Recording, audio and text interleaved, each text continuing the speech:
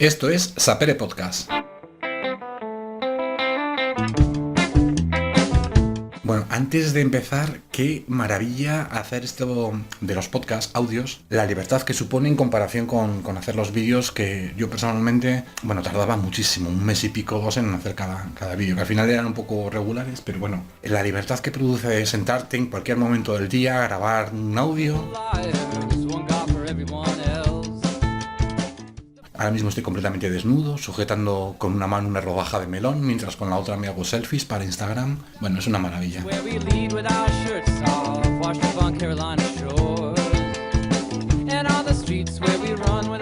Hemos comenzado recientemente el año y sin que aún haya desaparecido el olor a nuevo, como cuando estrenas un coche, pues ya tenemos la primera noticia candidata a los premios Darwin. Brie Payton, creo que se escribe o se llama así, se pronuncia así, presentadora de televisión y reconocida antivacunas, acaba de morir por una gripe porcina agravada por una meningitis. Bueno, en 2011 esta muchacha escribía en su Twitter que las vacunas son el demonio. Ambas patologías por las que esta chica ha muerto se pueden tratar con vacunas. Lo siento muchísimo por su familia, pero la verdad que no mucho por ella. Esta mujer de 26 años ha muerto por una imprudencia y quizás pudo influir y convencer a otras personas de que las vacunas son los que creen que son en el mundo magufo y de las conspiraciones. Así que es difícil sentir lástima por personas así. Vamos, que la evolución ha hecho su trabajo y que, como es sabia, pues yo estoy completamente de acuerdo con ella. En el podcast anterior, dedicado a por qué los divulgadores del misterio quieren reescribir la historia, tuvo un tono gamberro, lo reconozco. En el de hoy quiero cambiarlo completamente y abordarlo desde otra manera, desde otro punto de vista. Porque a las personas a las que me voy a referir sí que me merecen las más mínimas normas de educación al referirme a ellas, y porque sí creo en esta ocasión que explicando las cosas de una manera sosegada podamos llegar a un entendimiento. Antes de ayer salí con la familia y las niñas a dar un paseo antes de la cabalgata de Reyes y me encontré con otro amigo, con su familia, y nos fuimos a tomar algo, ¿no? El caso es que, avanzando muchísimo en la historia, me contó en confianza que él de pequeño tuvo una experiencia con un familiar muerto. En estas circunstancias estamos hablando de una persona que en un ambiente de confianza te cuenta una experiencia personal que marcó toda su vida. No busca reconocimiento social, no va a programas a contarlo y no hace proselitismo de lo paranormal. Simplemente tuvo esta experiencia y confía en ti o en mí al contarlo. En el mundo magufo, este tipo de casos, el hecho de que un testigo haya visto un fantasma o un ovni o lo que sea y no busque reconocimiento social es la prueba inequívoca de que este testigo dice la verdad. Pues no. Es una payasada creer que existe una correlación en que alguien no vaya a un programa y la consecuencia sea que dice la verdad. Típico del garrulo del misterio. Vamos a analizarlo en este podcast, pero el verdadero sentido de este audio es una reflexión en voz alta, ya que esto que me ocurrió hace un par de días me ha pasado en varias ocasiones. Un conocido X en un lugar Y confía en ti para contarte este tipo de experiencias, sabiendo que yo soy escéptico, que soy socio de una asociación escéptica y que promuevo el pensamiento críptico y que combato el pensamiento mágico y a los magufos, ¿no? Y aún así, te lo cuenta. Claro, ¿cómo se debe reaccionar ante este tipo de personas? Repito, no estamos debatiendo ante un divulgador del misterio que nunca ha tenido este tipo de experiencias, pero que sí recoge casos de este estilo, da carta de veracidad a estos fenómenos y los promueve. Reaccionar ante esta gente es sencillo, a por ellos, sin piedad, son estafadores y auténticos mentirosos. Pero no estamos en esas circunstancias. Hasta hoy, en las 4 o 5 veces que me he visto en esta situación, mi reacción ha sido un poco mezquina a la hora de que, pues ¿qué haces? O sea, pones cara de póker, finges empatía, finges que le entiendes y etcétera. Claro, son personas que te caen bien, que no quieres hacerles daño, diciéndoles pues precisamente que los fantasmas no existen, o los extraterrestres, duendes, seres de luz, o aquello que hayan alucinado. En estas circunstancias reinan, por supuesto, las normas sociales de educación, no quieres confrontarte con ellos. Pero claro, por otra parte, y al mismo tiempo, aquellos que nos hemos preocupado en preguntar y leer a las personas que investigan en el campo de la ciencia, de la neurociencia, de la psiquiatría, el porqué de estos fenómenos, lo tenemos bastante claro. Conocemos la respuesta de por qué se produce esta fenomenología. Otro problema con el que nos encontramos es que las personas que han sufrido estas experiencias paranormales porque para ellos han sido reales, en muchas ocasiones quieren creer que de verdad fueron reales. Si se te aparece tu madre muerta para traumatizarte de por vida, pero a la vez es la prueba de que ese familiar que amas está en otro lugar, que existe la trascendencia, bueno, pues es bastante normal que estas personas quieran creer en ello. Este es otro obstáculo más a la hora de darle una respuesta a estas personas. Es duro decir que tu madre ahora mismo es pasto de los gusanos y que todo lo que fue algún día, conciencia, etcétera, no existe jamás. Y como es duro, bueno, pues ponemos cara de póker y no nos enfrentamos a esta situación. No, yo por lo menos no lo he hecho hasta el momento que me lo acabo de plantear. Y ahí está mi duda. Claro, el hecho de no querer hacer daño a alguien con la verdad entra en colisión en fallarte a ti mismo, ya que tú sí sabes la respuesta, como comentaba, y tienes la oportunidad de explicarle por qué aquello que esta persona experimentó es algo completamente normal y no tiene nada que ver con lo esotérico.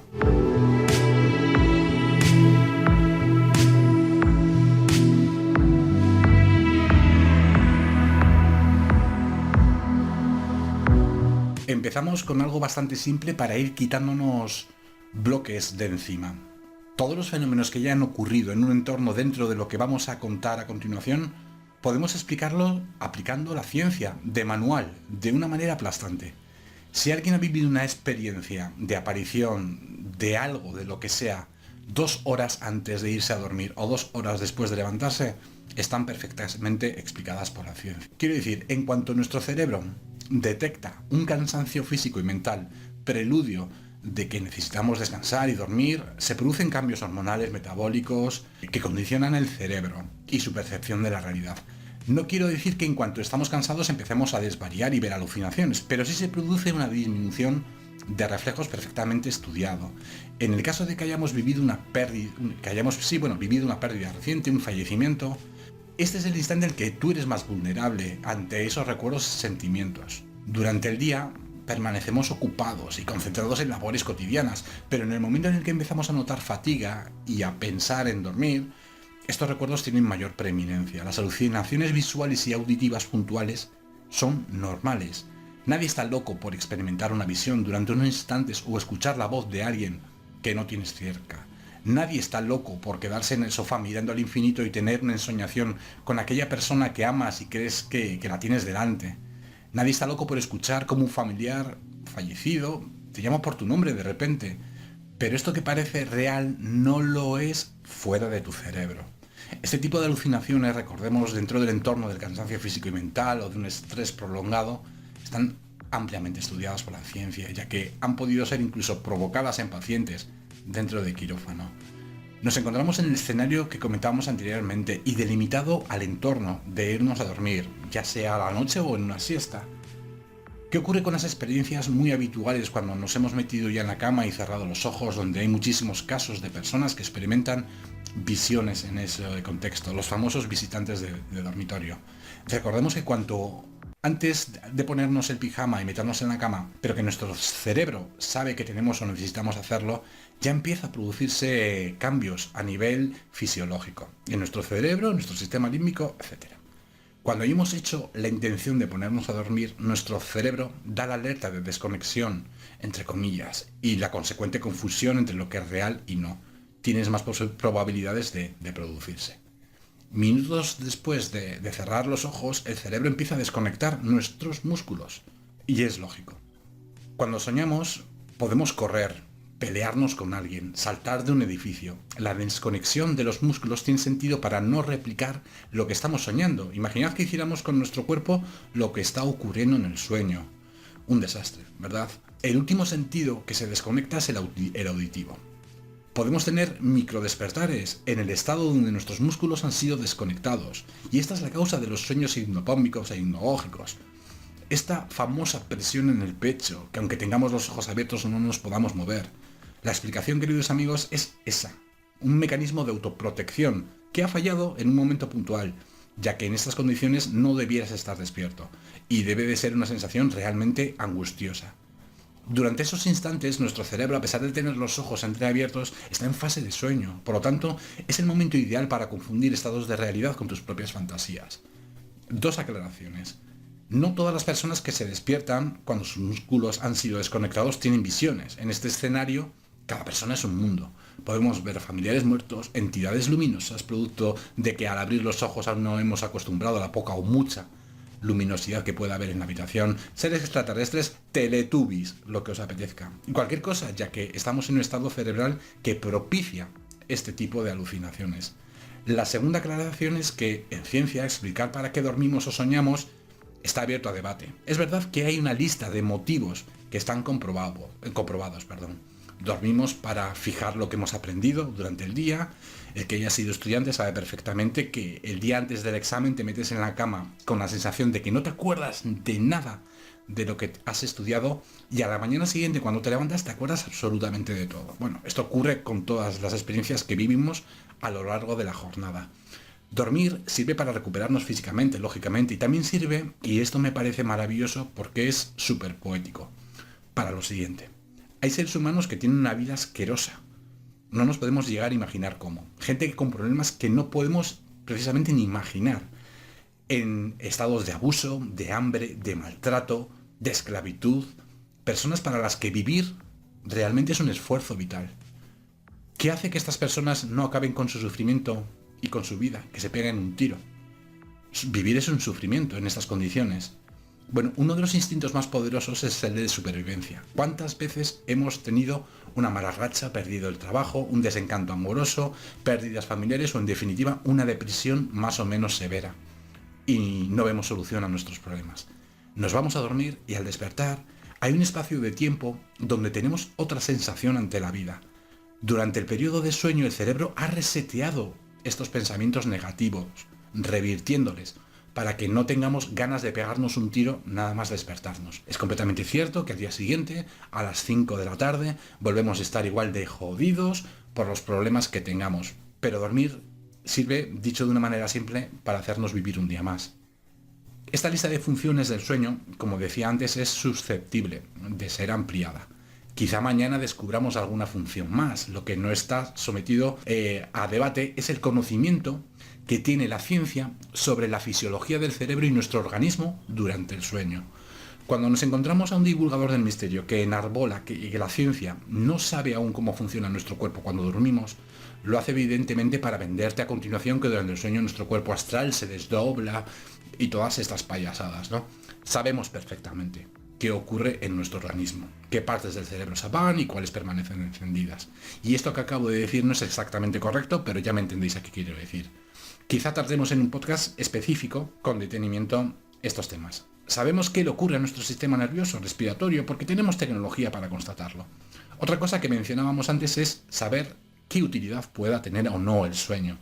Para concluir este bloque, sabemos qué ocurre cuando nos vamos a ir a acostar, así que los fenómenos que acontecen en este periodo tienen una explicación científica.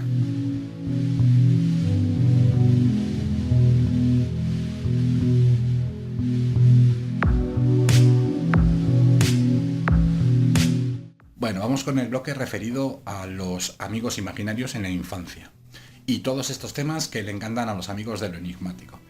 Si hacemos el esfuerzo de recordar cómo nos implicábamos en cada uno de los juegos, quiero decir, cuando éramos pequeñitos, no es difícil deducir que al igual que nos creíamos pilotos, soldados, futbolistas, como si lo fuéramos absolutamente de verdad, con la misma intensidad y realismo pudiéramos imaginarnos a personas o amigos.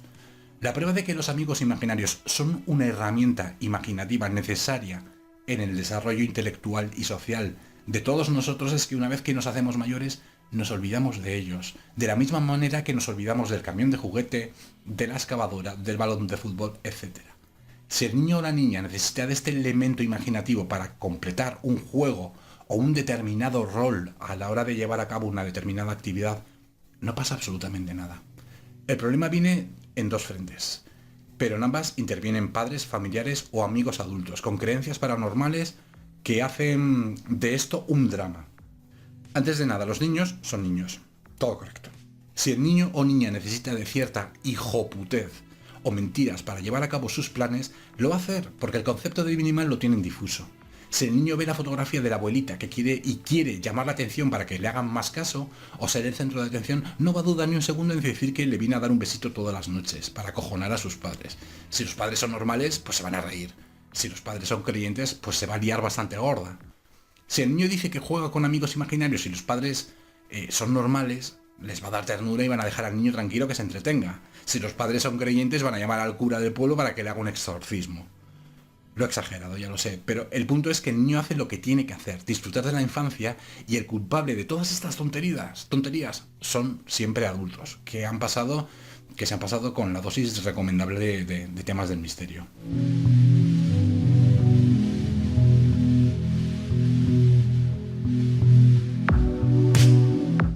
Vamos con el bloque de contactados y sensitivos que mantienen un contacto sostenido y en el tiempo con entidades. Insisto en diferenciarlo, como comentaba al principio, de la persona que ha tenido una experiencia puntual a lo largo de su vida y que le marcó.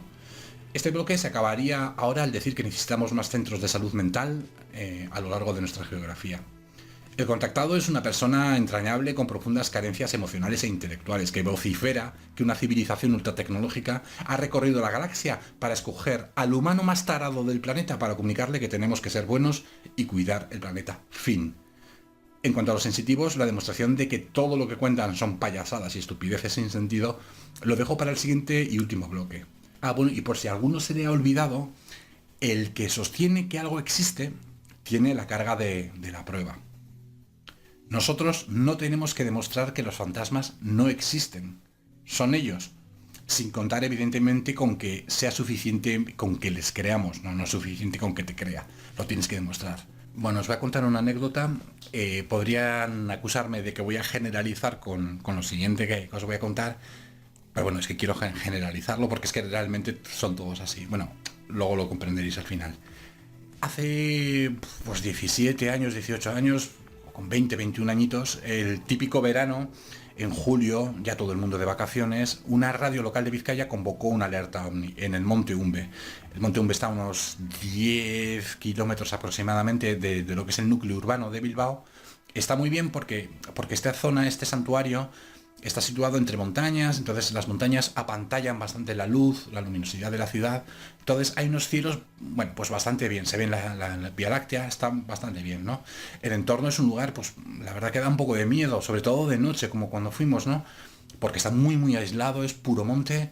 Bueno, el caso es que subimos 5 amigos de la cuadrilla y allí en la alerta nos juntamos pues unas 50 personas aproximadamente. Verano, chicos jóvenes, por supuesto también había adultos, pero jóvenes, pues claro, ¿qué vas a hacer? Beber. La gente iba allí con sus litros, con su calimocho, con sus cervezas, con su whisky, con lo que fuera, ¿no? Yo no bebo, me da mucho asco el alcohol, pero porque sabe mal. Si el alcohol supiese a batido de vainilla o de chocolate, yo sería súper alcohólico. Pero de la casualidad que me da mucho asco, no sabe bien. El caso que, claro, al de 2 horas de estar allí, la gente ya súper borracha. Veíamos una lucecita y yo claramente veía que era un avión con sus lucecitas de posición, pero la gente veía doble, triple, en colorines y la gente se flipaba. Bueno, el caso es que durante ese momento de la alerta OVNI no pasó absolutamente nada, pero sobre la 1 o así, 12 y pico, llega un coche. Claro, cuando llega un coche en medio de la oscuridad se nota cuando llega un coche. El caso es que el presentador nos dice que tenía una sorpresa para nosotros. Se bajó una señora, yo calculo muy mal la edad, era una señora madura, de unos 50 y muchos, 60 años. El caso es que esta señora era sensitiva y nos iba a hacer una demostración. El caso es que, vuelvo a repetir, en medio de la oscuridad, se pone delante del grupo, empieza como a concentrarse mucho, a palpar el ambiente y empieza a decir que está viendo unos niños correteando muy felices, unos niños vestidos como de los años 20, de los años 30, jugando al corre que te pillo entre los árboles, entre los matorrales. Entonces la señora de repente se pone así como muy seria, muy concentrada, avanza hacia el grupo, recorre el grupo hasta la parte de atrás y empieza a decir que en la parte, en nuestra espalda, está viendo a unas monjas gritando mucho, muy enfadadas. Claro, imaginad lo que supone esto de noche, la gente borracha, en un entorno, la verdad que, bueno, da miedo de noche. Y claro, o sea, acojona e impone, ¿no? Al parecer, esta señora nos contó, esta sensitiva, nos contó que en esa zona, antes o durante, no lo sé, había habido un orfanato con niños, por supuesto, huérfanos, niños y niñas, cuidados por monjas. Y estas monjas que al parecer pues maltrataba o bueno, que se enfadaba mucho con los niños, es lo que nos dijo, ¿no? Claro, impone. Al día siguiente, casualidades de la vida, bueno, al día siguiente no, en el grupo de los 5 personas que subimos, uno de ellos, y yo vivo muy cerca, bueno, a unos 10 kilómetros del Monte Umbe, pero este amigo mío que subió, Miquel, da la casualidad de que su familia, este chico es vasco, con 25 apellidos vascos, que ha vivido toda la vida en el País Vasco, en Vizcaya, viven, nada, justamente en la falda del mismo monte donde está el santuario de la aparición de la Virgen, en Martiartu. Sus abuelos, sus padres, todo el mundo ha vivido ahí toda la vida. Y entonces le dije, oye Miquel, mañana vamos a preguntarle a tu abuelo a ver qué opina de esto, no sé, a intentar investigar un poquito sobre el tema. Al día siguiente fuimos donde su abuelo, donde su Aitite, al caserío, al Baserri, a una granjita que tienen allí en Martiartu. Y le pregunto, oye Aitite, abuelo, bueno, el abuelo de mi amigo, ¿usted conoce esta zona? Sí, sí, por supuesto que conozco esta zona. ¿Ha estado alguna vez arriba, en el Monte Umbe, en el santuario? Sí, sí, por supuesto. Ahí vamos con las ovejas, con las vacas, a por leña cuando necesitábamos. Ahí hay una fuente para de beber a los animales. Y le pregunto, ¿usted conoce ahí que haya habido algún orfanato, algún lugar donde llevar a los niños? ¿O usted conoce algo de...? Claro, se me queda mirando con los ojos así como entreabiertos, ¿no? ¿Cómo va a haber allí algo? Me dices, si es puro monte. Y es verdad que es puro monte, lleno de pinos, con una carretera de tierra vamos, sin asfaltar. Y es como si, no sé, como si construyésemos una biblioteca en medio del Amazonas. Es posible construir una biblioteca en el medio del Amazonas, pero puñetas, nadie construye una biblioteca en el medio del Amazonas. Pues nadie construye un orfanato en medio del monte sin comunicaciones. Vamos, hay muchísimos lugares donde construirlo. Por supuesto, lo que se inventó esta señora era completamente falso. Y nosotros tuvimos la suerte de poder preocuparnos y de constatarlo con alguien que ha vivido allí toda la vida. Pero ¿qué pasa ahora mismo en el que estoy grabando este podcast? Que haya otras 40 personas que fueron a la misma reunión, en aquella alerta OVNI, y que estén grabando un podcast diciendo que aquella experiencia que vivieron fue real y que se han quedado maravillados y que los sensitivos existen y que dicen la verdad. Pura fantasía, pura mentira que nadie se ha molestado en contrastar. Así que, generalizando, y luego lo demostraremos en el siguiente bloque, los sensitivos son unos estafadores, si no es que están enfermos mentales. Una vez ordenadas más o menos las ideas anteriores y descartados los bloques que hemos comentado, ¿cómo empleamos todos estos conocimientos a la hora de afrontar la situación de responder el objetivo de este podcast? Los fantasmas, espectros, seres de luz, visitantes de dormitorio, gnomos y toda la caterva de seres ultradimensionales no existen. Pero no existen por un capricho personal y egoísta mío. No existen porque esta fenomenología, de ser real, debería presentarse como si de un fenómeno natural se tratase, y no dependiendo del grado de creencia del observador. Las tormentas se producen, creas o no en ellas. Se producen de igual manera si sabes que es un fenómeno natural o un castigo de Zeus. Da igual tus creencias, da igual tu nivel intelectual. En los fenómenos paranormales es necesaria la colaboración del creyente. Y digo creyente porque, como lo he repetido en el podcast anterior, esto no tiene nada que ver con una titulación académica. Hay médicos que pueden haber visto fantasmas o creer en fantasmas o que se le apareció a la Virgen. Me da absolutamente igual, da igual tu titulación. Y sí, la ciencia ya ha investigado estos temas y nunca ha rescatado nada relevante sobre ellos. Hay universidades donde dentro de la cátedra de psicología hay departamentos de parapsicología. Es completamente normal en países como por ejemplo Holanda. Tirando el dinero, por supuesto, de los contribuyentes. Cada uno hace con el dinero lo que le dé la gana. Pero bueno, con todas estas ayudas educativas, laboratorios, instrumentos, tiempo y personal, que en contra de los que creemos que todo lo relacionado con el pensamiento irracional y mágico es una estafa, siguen realizando trabajos que no llevan a ningún lado. ¿Cuántas personas han muerto a lo largo de la historia? ¿Vais en el vagón del tren de pie porque todos los asientos están ocupados por espectros? ¿En el ascensor del trabajo estáis agobiados en una esquina porque hay un montón de fantasmas que también quieren ir a trabajar? No. Si el fenómeno fuera real, este es el escenario en el que debiéramos encontrarnos y no a los escasísimos y particulares casos que nos quieren vender. Es que se me apareció mi abuelita que me quería mucho para decirme que todo está bien. Hombre, ¿y por qué se ha aparecido tu abuela? Y la mía no. ¿Por qué no se aparecen todos los familiares que se han muerto y nos aman? ¿Qué pasa? ¿Que tu abuela te quería más comparado con lo que me quería mi abuela? ¿Cómo se mide el nivel de amor para que un espectro se aparezca a una persona? Como el fenómeno no está normalizado, no se produce independientemente del creyente, el foco no está en algo que no existe, como los fantasmas. El foco se sitúa sobre la persona que cree y que ha tenido esta experiencia.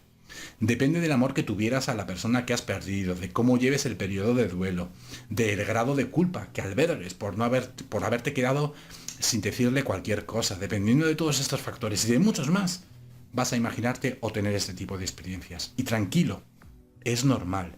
Es un mecanismo que tiene el cerebro para poder sobrellevar este tipo de circunstancias. Muchos magufos utilizan esto que os voy a contar ahora y que me hace bastante gracia. O sea, la verdad me parece patético. Bueno, la energía se transforma, no desaparece. Claro, para estos gañanes, cuando morimos, nuestra consciencia tiene que ir a algún sitio. A ver, si te reconforta pensar así porque te da miedo morir, me parece genial, pero no intentes venderme esa gilipollez como si fuera una verdad universal. Los coches, autos, carros, bueno, como lo llaméis en cada uno de los países de donde estéis, te llevan donde tú quieras hasta el momento en el que le falla el combustible. Una bombilla ilumina mientras tenga corriente eléctrica. Nuestro cerebro funciona mientras los mecanismos responsables de producir los pensamientos, los sueños, la ración o la conciencia tengan energía y alimento para que estos funcionen. Al igual que el coche y la bombilla.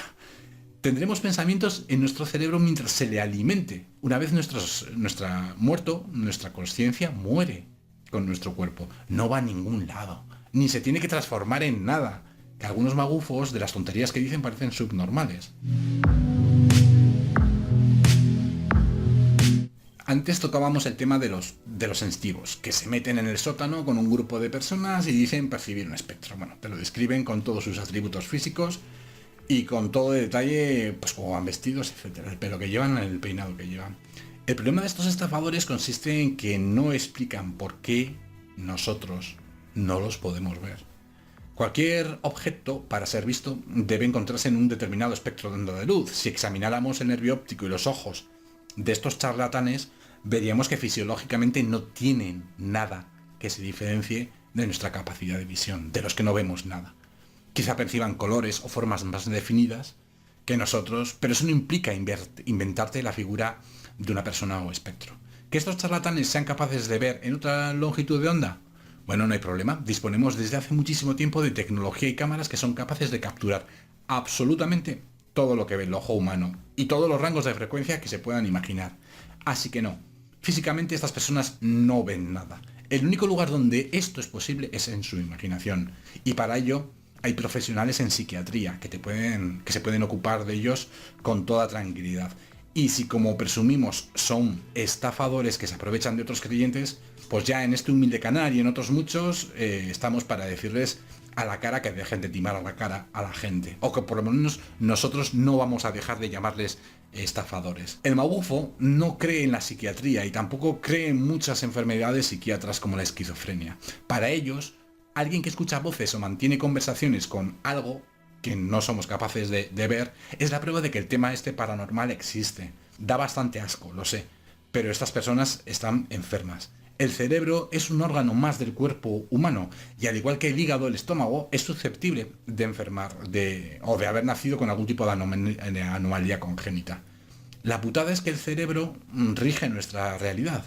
Esas personas merecen todo el respeto y cuidado del mundo. Es bastante cruel utilizar con estas personas palabras como locos, porque no han elegido por voluntad propia sufrir lo que sufren.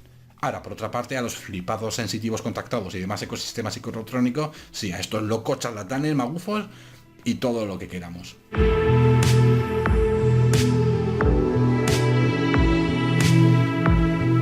Ahora, en serio, si mañana alguien, y ya para ir acabando, volviera a depositar en confianza su experiencia puntual relacionado con estos temas, creo que no sería honrado ni para mí ni para ella volver a poner cara de póker. O sea, no están locos. Y creo que esto debemos hacer bastante énfasis. Con todo el cariño posible, si la persona está dispuesta, por supuesto, explicarle que el fenómeno que ha experimentado es algo completamente normal y explicable. Sabiendo lo que sabemos, el hecho de quedarte callado por no hacer daño a la persona que te ha confiado algo tan íntimo, lo único que estamos haciendo es dar carta blanca a que esta persona se siga atormentando con esos pensamientos.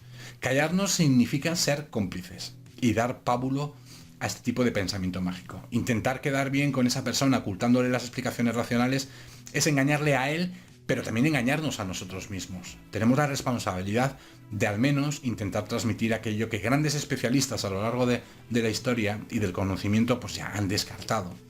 Si la persona prefiere seguir creyendo en lo que mejor le parezca, pues está en su derecho. Nosotros nos iremos a la cama con la satisfacción de que no por intentar quedar bien nos hemos fallado nosotros mismos. Y no hay que tener la mente abierta a que este tipo de fenómenos puedan ser reales. Utilizando el pensamiento crítico, los hemos descartado hace mucho tiempo.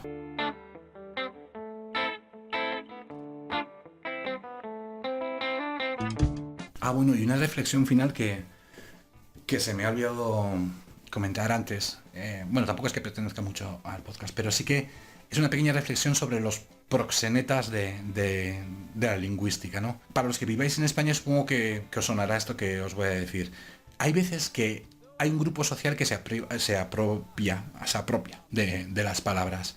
En España no podemos decir España o un viva España o estoy orgulloso de ser español porque hubo un grupo de personas que se apropió de la palabra España en el tiempo de la dictadura, pero posteriormente, pues bueno, los fachas, los conservadores o los de derechas se han apropiado de la palabra España. Las personas de izquierdas o contrarios a ese pensamiento ideológico utilizan la palabra el Estado español, que es completamente ridículo. Sé que si alguno me está escuchando fuera de España les parezca esto ridículo. Claro, el problema es que allí habéis nacido siendo un país directamente unido, independiente. Claro, en España no, también hay que entenderlo. En España llevamos en reinos dándonos golpes y peleándonos toda la vida. No es lo mismo un vasco que un andaluz, no es lo mismo para nada un gallego que un catalán, y probablemente también tenga algo que ver con eso. Siguiendo con los proxenetas de la palabra, y refiriéndonos ya al tema de los magufos, la palabra misterio, cómo se ha pervertido la palabra misterio también me da muchísima pena, porque si utilizamos la palabra misterio en otros campos, en otras disciplinas, está tan prostituida que la verdad que da pena. Si nosotros hablamos, por ejemplo, del misterio, de la materia oscura en el espacio, claro, está tan asquerosamente manoseada la palabra misterio que tiene connotaciones de algo paranormal, algo esotérico. ¿Qué será? No sé, alguna energía de otra dimensión puesta por extraterrestres. No, simplemente que hemos utilizado la palabra misterio. No tiene nada que ver con tus mierdas paranormales y psicotrónicas. No tiene nada que ver, pero se ha prostituido tanto que es que ya incluso dentro de la ciencia intentamos evitarla. Otra palabra que se ha prostituido completamente es la palabra ovni. Es completamente indisociable que alguien piense en la palabra ovni y no le venga a la cabeza enseguida un platillo volante con enanitos verdes. Y aunque incluso los ufólogos un poco entre comillas más serios intenten decir que no tiene por qué ser así, es que se ha prostituido tanto desde otros ámbitos del mundo del misterio esta palabra que cada vez que pronunciamos la palabra ovni enseguida se nos viene a la cabeza, pues eso, las naves siderales. Claro, sería muy bonito que pudiéramos utilizar la palabra ovni en cualquier momento, en cualquier situación, en cualquier contexto, sin que tuviéramos que estar refiriéndonos a platillos volantes. Pues mira, he visto un ovni, pues bueno, pues luego es una bolsa, es un globo sonda, es un rayo, es un pájaro, es un avión, es Superman. Lo que sea, pero no estoy refiriéndome a que sea un puto ovni, un puto platillo volante. Me estoy refiriendo a que es un objeto que está ahí, que no sé lo que es. Pero como hay auténticos proxenetas de las palabras, que se apoderan de las palabras para hacer que signifiquen lo que ellos quieren que signifiquen, pues da pena, ¿no? ¿No creéis que da pena?